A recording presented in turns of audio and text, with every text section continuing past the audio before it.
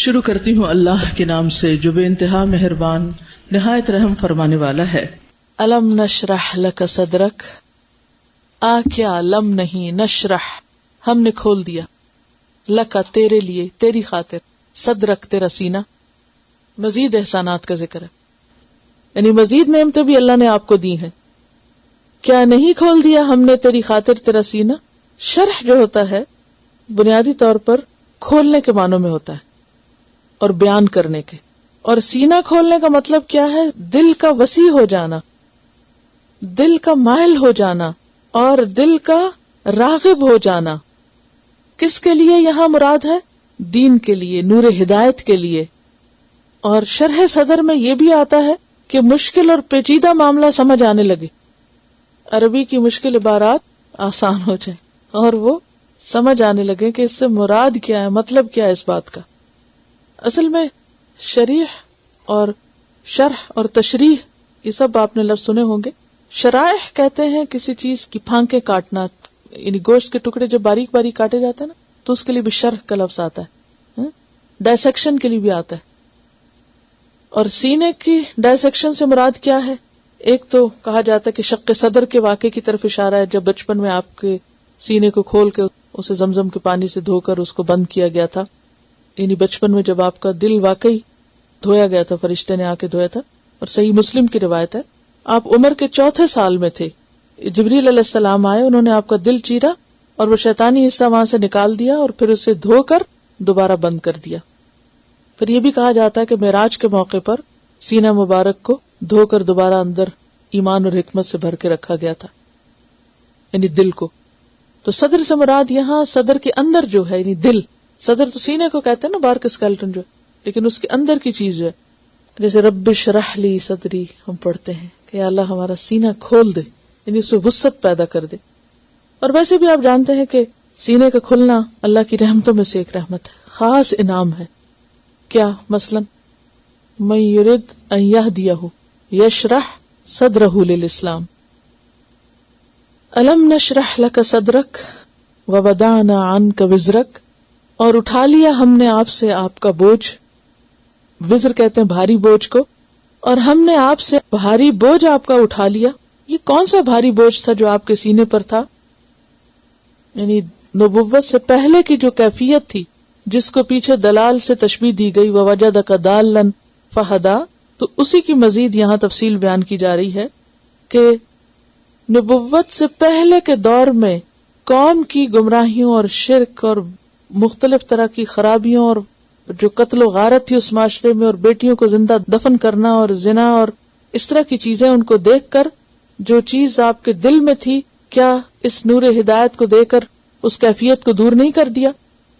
اور ایک معنی یہ بھی کیا گیا ہے کہ شروع میں آپ پر جب وحی آئی تو اس کا آپ پر بہت بوجھ بھی تھا، اور اس کے لیے کہا گیا نا انا سنلقی علیک قولا ثقیلا، ہم آپ پر بھاری بوجھ ڈالنے والے ہیں۔ تو پھر کیا ہوا جب آپ اس کو لینے کے لیے تیار ہو گئے اور آپ نے اس کو لے لیا اور لوگوں تک وہ پہنچ گیا، تو جب مشن مکمل ہونے کے قریب تھا تو یہ جو دل پہ بوجھ تھا کہ میں پتہ نہیں اس کو پہنچا پاؤں گا یا نہیں، وہ بھی اللہ نے آپ کا دور کر دیا۔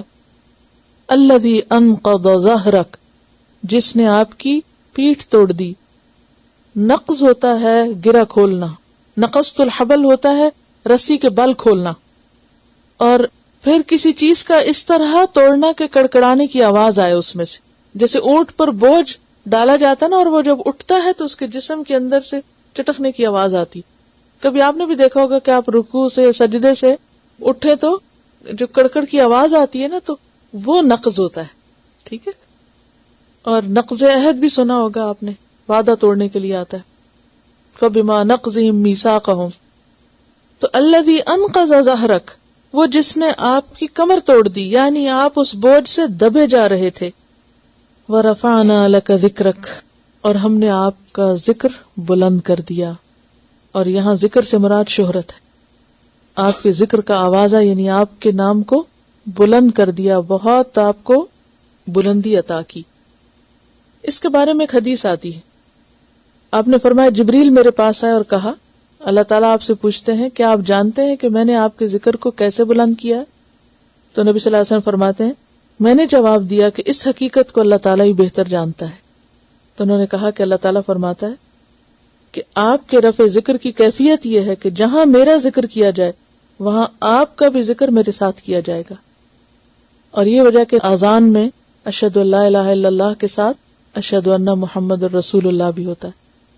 اور وہ انٹرسٹنگ بات جو کسی نے کی تھی, آپ نے بھی سنی ہوگی پہلے, کہ جیسے فار ایسٹ میں جب فجر کی اذان ہوتی ہے, سورج نکلتا ہے, تو پھر اس کے تھوڑی دیر کے بعد یعنی جو سورج آگے آتا جاتا ہے تو یعنی وہ زمین کے اوپر, گلوب کے اوپر فجر کی اذان کی جگہ وہ بھی بدلتی جاتی ہے, یعنی ایک منٹ کے فرق سے. اور جہاں جہاں مسجدیں مثلا پہلے اگر انڈونیشیا میں ہے تو پھر آگے آ کے ملائیشیا میں, اور پھر اس کے بعد برما میں, بنگلہ دیش میں, پاکستان میں, پھر اس سے آگے نکلتے نکلتے اور بائی دا ٹائم موراکو تک پہنچتا ہے. اور یہ سارا مسلم ایریا ہے جہاں مسجدیں ہیں خوب, اور اب تو اس سے بھی آگے بھی آ گئی ہیں مسجدیں بہت سے. تو بائی دا ٹائم موراکو میں فجر کا وقت ہوتا ہے تو جہاں سے آغاز ہوا تھا وہاں زور کا وقت شروع ہو جاتا ہے, وہ ایک اور سرکل شروع ہو جاتا ہے, وہ ابھی پورا نہیں ہوتا تو اگلا سرکل شروع ہو جاتا ہے, وہ پورا نہیں ہوتا تو اگلا سرکل شروع ہو جاتا ہے. تو تھرو آؤٹ دا ٹائم یعنی کہ گلوب کے اوپر اشہد ان لا الہ الا اللہ کے ساتھ اشہد ان محمد رسول اللہ یعنی ذکر, آپ کا نام بلند ہوتا رہتا ہے, یعنی رفع نہ بلند. تو لاؤڈ سپیکر اب تو ہو گئے ہیں, صرف ویسے بھی نہیں. اور پھر یہ ہے کہ درود شریف نماز کے اندر, ہر نماز میں ہمیں درود شریف پڑھنا ہوتا ہے, یعنی یہ تو دو لازمی چیزیں ہیں نا. اور اس کے علاوہ جمعے کے دن خاص طور پر درود شریف کا پڑھنا, اور ویسے بھی آپ کا ذکر وَرَفَعْنَا لَكَ ذِكْرَكَ. لیکن یہ سب کیسے ہوا؟ فَإِنَّ مَعَ الْعُسْرِ يُسْرًا, بس بے شک تنگی کے ساتھ آسانی بھی ہے. اِنَّ مَعَ الْعُسْرِ يُسْرًا, بے شک تنگی کے ساتھ آسانی ہے. یعنی اگر ابتدا میں عسر ہے تو بعد میں یسر بھی ہے, اگر ابھی مشکل ہے تو پھر آسانی بھی ہو جائے گی. یعنی عسر جو ہے, مشکل جو ہے, وہ ایک گناہ ہے زندگی میں, یسر دگنی. اور یہ اگر دیکھا جائے عام حالات میں بھی تو ہم زیادہ تر صحت مند ہوتے ہیں, کبھی کبھی بار بیمار ہو جاتے ہیں. اسی طرح زیادہ تر ہم یعنی اچھے حال میں ہوتے ہیں عام روزمرہ زندگی میں بھی. یعنی سارا دن تو ہم بھوکے نہیں ہوتے, کسی کسی میں بھوکے ہوتے ہیں پھر کھا لیتے پھر. اسی طرح باقی چیزوں میں بھی آسانیاں ہمارے لیے زیادہ ہیں مشکلات کی نسبت. لیکن یہاں تو خاص نبی صلی اللہ علیہ وسلم سے خطاب کیا جا رہا ہے کہ فَإِنَّ مَعَ الْعُسْرِ يُسْرًا, إِنَّ مَعَ الْعُسْرِ يُسْرًا. اگرچہ آپ کو بہت مشکل پیش آ رہی ہے لیکن یاد رکھیے کہ دنیا میں بھی آسانی ہو جائے گی, اور دوسری آسانی آخرت میں. مشکلات تو دنیا ہی کی ہے نا ساری, اور آسانیاں دو ہے نا, یہ نہیں اب سمجھ آئے؟ عسر ایک ہے, یعنی ایک ہی کام کر رہے ہیں لیکن اس کا فائدہ دنیا میں بھی ہوگا اور آخرت میں بھی ہوگا. فَإِنَّ مَعَ الْعُسْرِ يُسْرًا, إِنَّ مَعَ الْعُسْرِ يُسْرًا. تنگی ہے, مخالفت ہے, تکلیف ہے, پریشانی ہے, محنت ہے, مشقت ہے, لیکن جیسے پچھلی صورت میں گزرا کہ تمہارے لیے آخری دور پہلے دور سے بہتر ہے. تو وہ آخری بہتری کیا ہے؟ پہلا یسر, اور دوسرا یسر آخرت میں. تو کام کرنا اور محنت مشقت کرنا اور تکلیفیں اٹھانا کتنا فائدہ مند ہے, لیکن یہ صبر کے ساتھ ہی ہو سکتا ہے, ورنہ انسان چل نہیں سکتا. اب کرنا کیا ہے؟ فَإِذَا فَرَغْتَ, پھر جب تم فارغ ہو, فَانْصَبْ, تو محنت کرو, چھٹیاں نہیں. فَإِذَا فَرَغْتَ, جب ایک کورس ختم ہو جائے, فَانْصَبْ, دوسرے کے لیے تیار ہو جاؤ.